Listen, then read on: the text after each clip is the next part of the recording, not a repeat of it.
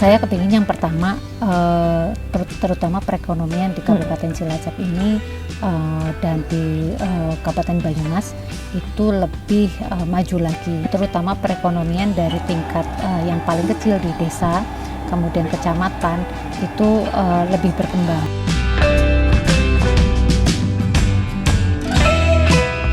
Memang beberapa aspirasi, salah satunya teman-teman ibu-ibu muslimat ini kepingin punya UMKM.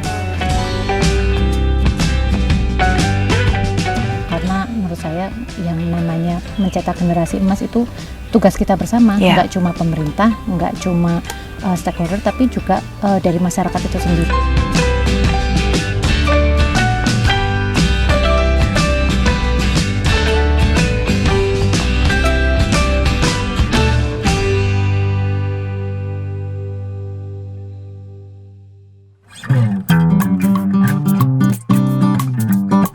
Apa kabar pemirsa? Proaktif program aksi parlemen yang aspiratif, komunikatif, dan informatif kembali hadir menyapa Anda.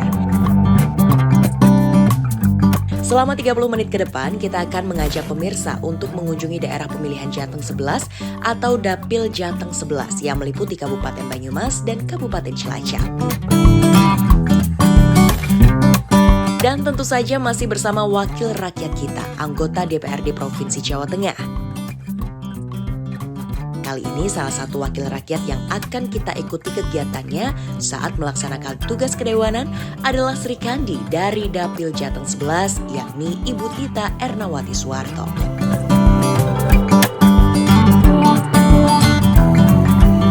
Halo, selamat pagi. Apa kabar pemirsa? Kita jumpa lagi dalam episode proaktif hari ini dari Majenang Kabupaten Cilacap Provinsi Jawa Tengah. Hari ini saya Septiana Devi akan bersama dengan anggota Komisi A DPRD Provinsi Jawa Tengah, Ibu Tita Ernawati Suwarto, dengan berbagai kegiatannya di daerah pemilihan, tepatnya salah satunya di Kabupaten Cilacap ini. Bagaimana agenda beliau? Ikuti terus kebersamaan saya hari ini, pastinya hanya di Proaktif.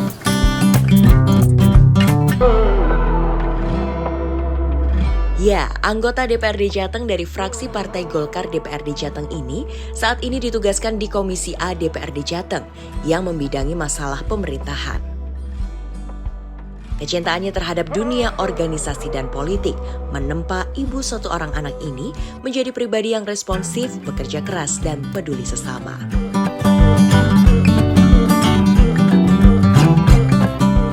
Kepercayaan masyarakat Banyumas dan Cilacap dalam pemilu legislatif tahun lalu membawa beliau berhasil melenggang ke Gedung Berlian, yakni menjadi anggota DPRD Jateng periode 2024-2029. Kita pun diberi kesempatan beliau untuk mengenal lebih dekat sosok beliau saat melakukan kunjungan kerja di daerah. Bu Tita, halo, selamat pagi. Wah, asik sekali. Iya, lagi motong-motong tanaman ya Ibu ya. Ini tanaman apa Ibu? Ini tuh pohon yang di sini supaya ada lebih hijau-hijaunya. Oke, dengan berbagai macam tanaman ya. Di sini asri sekali Ibu ya. Kalau kita lihat ke belakang ini ada kolam-kolam juga. Ada ikannya nggak ini Bu? Ada yang habis dikuras, ini kan harus kita hadapin dulu. Nanti ikannya ditaruh lagi bibitnya, tapi ada yang memang dibudidayakan yang sebelah sana. Oh, jadi memang betul-betul ada budidayanya ya, asri sekali. Dan memang ini kegiatan sisi lain dari Bu Tita ya, kalau memang tidak ada kegiatan bersama dengan rapat-rapat mungkin di DPRD Provinsi Jawa Tengah, suka berkebun Bu? Ya ini aja sih buat sedikit hobi aja. Sedikit hobi ya. Sisi lain dari Bu Tita ternyata suka berkebun, suka juga budidaya ikan ya. Ikan apa Bu yang dibudidaya? Dulu di situ ikan patin, terus ada ikan gurame, tapi kemudian kan permintaan kan naik turun ya. Kalau terus kita kan kalau budidaya karena naik on demand. Akhirnya sebelah sana jadi ikan nila, ikan patinnya pindah sebelah sini karena demandnya agak lebih banyak. Kalau di sana kan karena dekat sama rumah, jadi mungkin nanti takutnya ada yang buangan dan segala macam. karena dia agak sensitif, akhirnya dipindah ke sini yang jauh, yang salurannya nggak ada di rumah. Oke, jadi memang benar-benar dimanfaatkan ya. Betul. Lahan yang seluas ini pemirsa ya untuk budidaya ikan. Ibu, kita boleh ngobrol-ngobrol ya. Ingin mengenal Bu Tita lebih dekat pemirsa ya, sisi lain dari Bu Tita sebagai anggota dewan. Silahkan Ibu, kita bisa ngobrol-ngobrol ya Bu ya. Karena saya pengen kenal dengan Bu Tita lebih dekat ya, karena seorang anggota dewan yang cantik sekali, anggun sekali ya pemirsa. Dan ini baru periode pertama di DPRD Provinsi Jawa Tengah. Tapi sebelumnya Bu Tita aktivitasnya apa sih Bu? Saya tuh 2014 sampai 2019 alhamdulillah pernah terpilih jadi anggota DPRD Kabupaten di Cilacap. Kemudian 2019 saya nggak nyalon lagi karena saya hamil anak kedua dan melahirkan tahun 2019. Terus 2024 saya memberanikan diri lagi karena anak sudah lumayan besar. Ya dengan sedikit protes ya dia nggak, tapi terus dia akhirnya ngasih izin mamahnya kembali berkiprah di politik. Oke, apa yang membuat Bu Tita ingin kembali berkiprah di dunia politik setelah vakum satu periode berarti ya? Sebenarnya sih memang kalau kayak gitu kan semua yang kita lakukan kan memang harus passion ya gitu. Mungkin memang passion saya salah satunya di politik, selain juga di wirausaha, karena menurut saya itu menurun dari bapak dan ibu. Kebetulan bapak saya Haji Tarto Suharto Pamuji, beliau kan Bupati Cilacap 2 periode, 2012-2017 sebelumnya jadi wakil bupati. Kebetulan ibu juga sebagai anggota DPR RI 2019 dan alhamdulillah tahun ini terpilih lagi.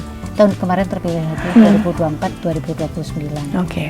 Jadi mungkin karena lingkungan keluarga banyak yang berkecimpung di dunia politik, akhirnya sedikit tertarik.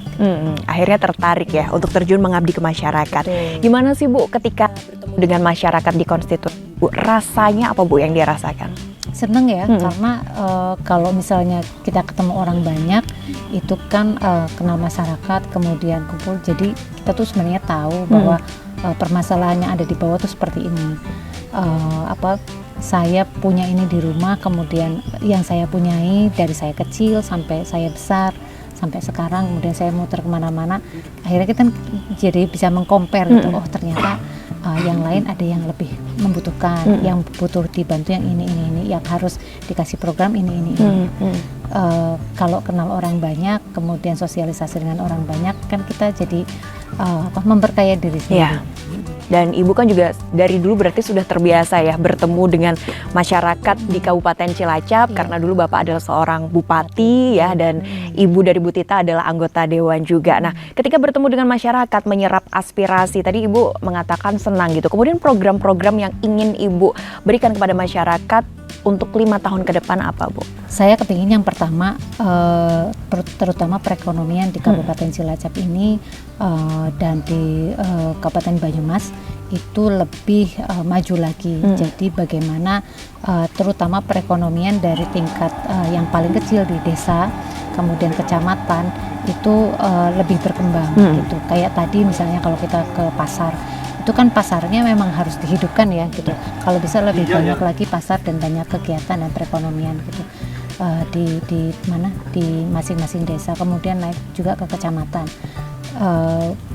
Saya sepanjang pengetahuan saya, jadi selama Bapak jadi bupati itu memang perubahan di Kabupaten Cilacap itu lebih banyak. Jadi bayangkan dulu Cilacap itu kalau nggak salah jalannya juga jelek, terus kemudian di masing-masing kecamatan masih sepi. Sekarang mungkin kalau mbaknya punya waktu untuk lebih lihat di Kabupaten Selatan, terutama yang di jalur selatan itu mereka lebih, tiap-tiap kecamatan tuh lebih hidup, tiap-tiap desa lebih hidup. Kita akhirnya sekarang 24/7 itu ada kehidupan. Oke. Oke, baik. Jadi Ibu juga concern sekali akan generasi emasnya Indonesia ya, anak-anak. Tapi kalau anak Ibu sendiri Bu, tadi kan Ibu mengatakan awal-awal mungkin sempat komplain ya, tapi setelah berjalannya waktu gimana? Anak masih suka nyariin nggak Bu? Karena kan warawiri ya, bolak-balik terus. Kalau awal ya, terutama waktu masa-masa nyalek itu kalau izin tuh dia kayak sedih. Apalagi waktu kan dia masih TK, jadi pernah satu saat tuh missnya bilang, Bu ini kok anaknya kayak sedih terus keluar. Tapi lama-lama mungkin kan kita kasih pengertian bahwa ini mama tugasnya kayak gini, ini nanti temannya jauh gini, mama tuh harus kerja, harus ini. Akhirnya dia ngerti. Tapi kayak gitu akhirnya karena orang tua ngasih pengertian, kemudian kita kalau memang ada waktu sedikit kita quality time betul, akhirnya dia ngerti. Jadi kalau di rumah ya mohon maaf, waktunya buat full untuk anak ya, tidak boleh diganggu ya. Betul. Tapi suami mendukung juga Bu dengan kegiatan Ibu yang sepadat ini. Iya, karena suami saya juga kan di Wakil Ketua 4 Basnas Provinsi Jawa Tengah. Jadi beliau ngerti kesibukan, beliau juga memang bekerjanya kan di bidang sosial juga. Jadi apa ya istilahnya kami tuh saling mengerti lah, saling memahami bahwa kita kerjanya begini. Klop ya Ibu ya. Klop untuk memajukan masyarakat di Kabupaten Cilacap. Dan satu lagi mungkin menurut saya pemerataan pembangunan ya. Jadi saya kepingin misalnya kalau di Kabupaten Cilacap itu Cilacap yang bagian timur sama bagian barat maupun tengah itu pembangunannya lebih merata. Konturnya kan berbeda ya Bu ya. Di Kabupaten Cilacap ya. Jadi kalau yang di Cilacap bagian timur dan yang di kota itu memang mereka banyak akulturasi budayanya ke Banyumasan. Nah kalau mbaknya geser ke sini itu lebih banyak akulturasi budaya dengan Sunda karena perbatasan dengan Jawa Barat. Maka dari logat berbeda. Kemudian dari segi makanan juga beda. Jadi kalau di sini tuh orangnya bisa bilingual Mbak. Bahasa Jawa, Indonesia bisa, Jawa bisa, Sunda juga bisa.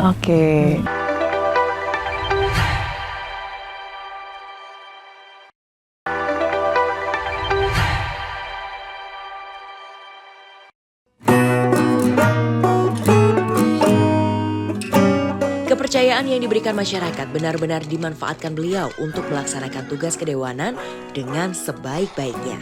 Saat kunjungan kerja Kundapil atau kunjungan dapil, kedekatan dan keakraban bersama dengan masyarakat begitu terlihat saat beliau mengunjungi salah satu pasar desa di Kecamatan Majenang, Kabupaten Cilacap. Ya, Pasar Caplek namanya. Pasar tradisional yang berada di Cigobang, Majenang, Kabupaten Cilacap ini menjadi salah satu pusat perekonomian masyarakat Majenang. Di pasar yang menjajakan aneka makanan ini mulai dari jam 6 sampai jam 9 pagi, bahkan khusus di hari Minggu, pasar ini semakin ramai dengan penjual dan pembelinya. Tidak hanya makanan ringan, berbagai makanan berat dari tradisional hingga kekinian ada di pasar ini. Pemirsa, pagi ini kita sudah bersama dengan Bu Tita di salah satu pasar yang pasarnya ini unik pemirsa ya, karena menjual banyak sekali jajanan enak-enak Ibu. Ini di pasar mana Ibu? Ini namanya Pasar Caplek. Pasar Caplek. Ya, Dusun Cigobang, ini Desa Jenang, Kecamatan Majenang. Dan di sini kalau dilihat dari tadi Ibu kan juga sudah berbelanja beberapa makanan ya. Memang makanan-makanan tradisional ya Bu ya yang dijual? Memang makanan tradisional, kalau sini istilahnya jajanan basah. Jadi macam-macam, terus ini pasarnya juga buka subuh tuh mereka udah pada tata-tata. Saya bilang dasaran apa ya. Terus nanti pembeli itu datang dari jam 6, jam 7, ini nanti mungkin sampai jam 8, jam 9 tuh udah pada habis. Gitu. Jadi ini kita lumayan, tadi ada beberapa yang sudah sedikit laku ya. Baik, dan ini memang pasarnya hanya buka di hari Minggu saja? Hari biasa nggak buka Bu? Hari biasa sih buka, tapi jualannya nggak sebanyak ini. Terus juga kalau hari Minggu itu kan mungkin karena weekend, jadi setiap minggu long weekend itu pasti pasarnya ada dan rame. Nah gimana Bu vibes-nya berkunjung ke pasar pagi-pagi di hari Minggu, bertemu para pedagang, terus tadi juga Ibu menyapa juga ya warga yang juga berbelanja di sini?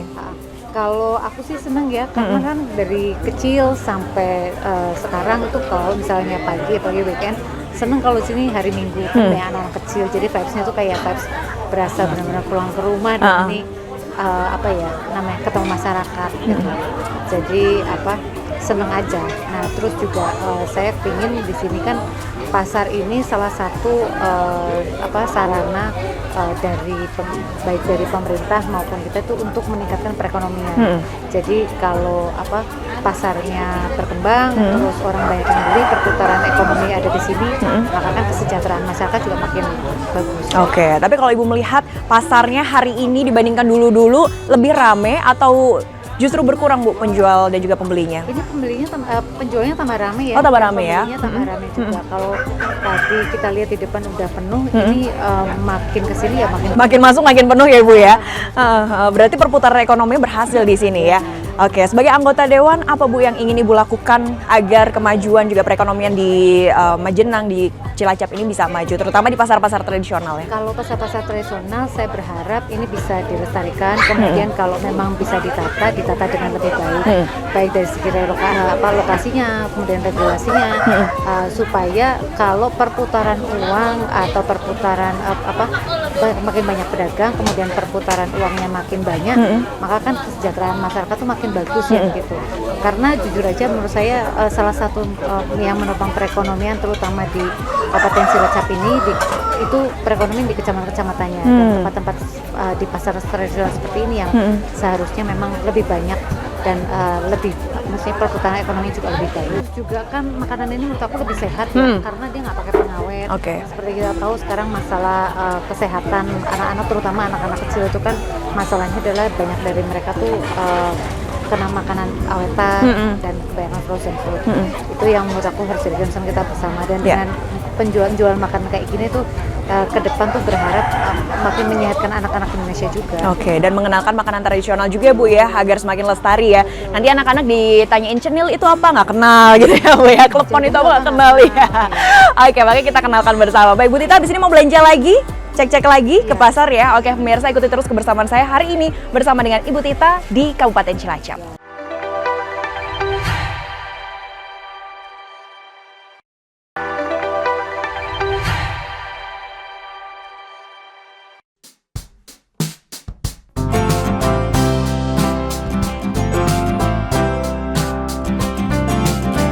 Kebersamaan kita bersama Ibu Tita Ernawati Suwarto dalam kegiatan Kundapil masih berlanjut pemirsa. Tempat yang kita tuju saat ini adalah salah satu pesantren masih di Kecamatan Majenang, Kabupaten Cilacap untuk menyerap aspirasi masyarakat bersama ibu-ibu muslimat NU. Berbagai usulan dan harapan mengalir deras dari para kaum ibu-ibu untuk disuarakan. Mereka berharap wakil mereka yang duduk di DPRD Provinsi Jawa Tengah tersebut mampu memberikan solusi, terutama peningkatan perekonomian masyarakat. Masih dari Kabupaten Cilacap pemirsa, hari ini masih bersama dengan anggota Komisi A DPRD Provinsi Jawa Tengah, Ibu Tita Ernawati Suwarto, yang sudah bersama juga dengan Kepala Desa Padang Jaya, Bapak Agus Susanto, dan juga Ibu Faiko Subhi, Kepala MAL Bayan Majenang. Baik, Bu Tita, hari ini senang sekali karena bisa mendengarkan banyak suara, banyak masukan dari masyarakat, dan Ibu bisa datang ke Desa Padang Jaya ini. Aspirasi apa saja sih Bu yang disampaikan oleh masyarakat? Tadi karena ini kan berbarengan juga dengan acara Muslimat, kebetulan Bu Faiko juga Ketua PAJ Muslimat Kecamatan Majenang, jadi memang beberapa aspirasi, salah satunya teman-teman ibu-ibu muslimat ini kepingin punya UMKM. Jadi supaya satu muslimatnya ini lumayan mandiri ya Bapak Ibu, supaya muslimat lumayan mandiri, punya untuk ngisi kas, jadi untuk kegiatan mereka juga nanti ke depan, dan mudah-mudahan ketika kasih surat isi terus kemudian banyak kegiatan itu bisa lebih bermanfaat untuk manfaatnya juga bisa dirasakan masyarakat, utamanya di ranting-ranting desanya. Dan juga tadi dibahas juga tentang guru ya Ibu ya. Iya betul. Jadi beberapa guru madrasah ini kan memang merasa kepingin juga disamakan dengan guru-guru yang mereka di negeri di bawah Dignas. Jadi itu juga concern kita bersama, hanya karena memang mitranya dari DPRD provinsi itu kan di Dinas Pendidikan. Kalau untuk yang dari Kemenak itu instansi lain yang vertikal, tapi masukannya bagus. Jadi juga nanti akan kita komunikasikan juga dengan Kanwil Kemenak Jateng setempat. Oke, jadi akan ada tindak lanjutnya ya dari hasil aspirasi. Baik, kalau dari Bu Faiko sendiri sebagai Kepala MAL Bayan Majenang ya Bu ya, dari bidang pendidikan apa sih Bu yang menjadi concern perhatian yang ingin disampaikan kepada Bu Tita? Terima kasih. Saya dari Kepala MAL Bayan, itu tadi juga ada guru yang mewakili dari kami. Memang kami merasa bahwa ibaratnya sama capeknya mendidik, kemudian juga mengarahkan siswa-siswi, tapi hak-hak yang diterima kami itu memang sepertinya berbeda, dari mulai informasi, sarana prasarana, kemudian hak-hak guru itu berbeda. Nah, kami ingin disamakan bahwa guru madrasah pun juga memiliki hak yang sama karena memiliki tugas yang sama. Dari sarana prasarana dari guru kami tadi menginginkan adanya gending, karena itu untuk melestarikan budaya. Di MAL Bayan itu ada pelajaran sosiologi, antropologi, dan ada bidang seni yang memang diasah. Kami belum memiliki, yaitu gending itu terutama. Nggih, betul-betul. Kalau dari sektor pembangunan, apa saja sih Pak yang ingin dimajukan khususnya di Desa Padang Jaya ini? Terima kasih. Adanya reses dari Mbak Tita ya, itu yang dari DPR Provinsi. Saya mengucapkan terima kasih. Ini jadi juga warga saya, terutama Desa Padang Jaya. Ya, harapan saya itu, karena kalau yang namanya desa terutama infrastruktur, infrastruktur jalan baik jalan kabupaten maupun jalan desa. Itu kan apa? Satu adalah untuk penopang lalu lintas adanya UMKM. Itu kalau transportasinya berjalan lancar, itu insya Allah antara desa dengan desa yang lain itu bisa juga untuk memajukan startup ekonomi. Ya. Terkait dengan akses jalannya ini seperti apa Bu Tita? Karena harapannya kan juga warga untuk perekonomian maju, salah satunya infrastruktur jalan ya. Kedepannya akan seperti apa untuk infrastruktur? Kalau infrastruktur memang itu salah satu jadi concern utama ya buat saya, karena sebagus apapun pemerintah punya program, terutama mungkin kalau untuk pemberdayaan ekonomi dan segala macam, tapi kalau infrastrukturnya kurang bagus kan kurang menunjang juga. Jadi ini ke depan mudah-mudahan bisa diperbaiki dengan baik. Di sela-sela kunjungan menemui konstituen, Ibu Tita mampir ke Balai Benih Ikan Majenang untuk melihat langsung roda perekonomian masyarakat. Di tempat ini, setiap hari para pelaku perikanan air tawar Majenang dan sekitarnya menjual belikan berbagai ikan air tawar. Kabupaten Cilacap, terutama Kecamatan Majenang, memiliki potensi ikan air tawar yang cukup menjanjikan. Berbagai ikan air tawar, mulai dari ikan nila, lele, ikan mas, dan lainnya, diperjualbelikan di tempat ini dengan omset jutaan rupiah. Masih bersama Bu Tita pemirsa, sekarang kita berada di Balai Benih Ikan Majenang, bertemu dengan ikan-ikan, ukurannya juga beragam ya Bu Tita ya, ada yang kecil, sedang, sampai besar nih pemirsa ya, dengan beragam jenis juga, jenis-jenis ikan, dan sudah bersama juga dengan pengurus BBI Majenang, ada Mas Adi. Mas Adi, selamat siang.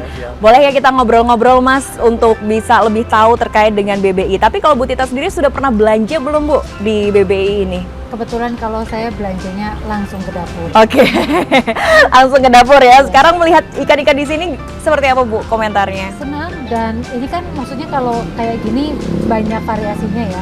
Dan kalau misalkan memang benar dari kolamnya kayak gini kan seger Mbak. Iya. Jadi untuk dimakan mungkin juga lebih enak. Tapi kalau ikan di sini ada berapa jenis Mas Adi? Ada banyak ikan tawar sini. Ada emas, koi, bawal, cair, gurame, tawes. Pokoknya banyak ya macamnya ya. Makin tawar. Oke, nah ini bagaimana peminatnya, cukup banyak juga, dan apakah pasokan ikannya sudah cukup memadai Mas Adi di sini? Iya, sudah cukup banyak sih sekarang. Kendalanya mungkin tergantung cuaca sih. Kalau cuaca hujan itu banyak lah peminatnya yang beli gitu. Kalau cuaca musim terang itu sedikit omsetnya. Oh gitu, iya. Oke. Terkendalanya paling cuaca itu. Terkendalanya karena cuaca Iya, ya. cuaca. Oke, terus peningkatan ekonomi masyarakat terutama dari petani-petaninya apakah sudah cukup baik ini Mas Adi? Ya saya kira sih sudah cukup mungkin. Kembali lagi sih sama kendala cuaca gitu. Kalau berbicara tentang petani ikan, sekarang banyak atau masih cukup kurang jumlahnya Mas yang minat? Banyak sih sekarang. Petani ikan sekarang makin tahun makin berkurang menurut saya. Nggak tahu kenapa, karena mungkin generasi apa ya. Generasi zaman sekarang mungkin banyak pemuda yang kurang milenial lah, yang kurang Tertarik. terjun ke dunia perikanan gitu, pemilihan gitu. Oke, nah ini mungkin jadi PR juga ya Ibu ya. Pesan untuk warga Cilacap Banyumas apa nih dari Bu Tita? Kalau untuk warga Cilacap Banyumas, pokoknya semangat terus juga jangan lupa bahwa Cilacap dan Banyumas itu satu potensinya banyak, banyak yang bisa dikembangkan. Saya harap dengan optimisme warga Cilacap itu kita bisa lebih maju lagi, lebih sejahtera lagi.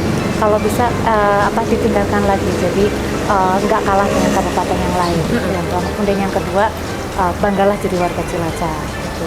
Dan yang terakhir buat saya, kenapa saya pengen memperkenalkan terutama di Cilacap Barat, Kecamatan Majenang ini, karena ini kecamatan kan paling ujung ya, kabupaten paling ujung ya.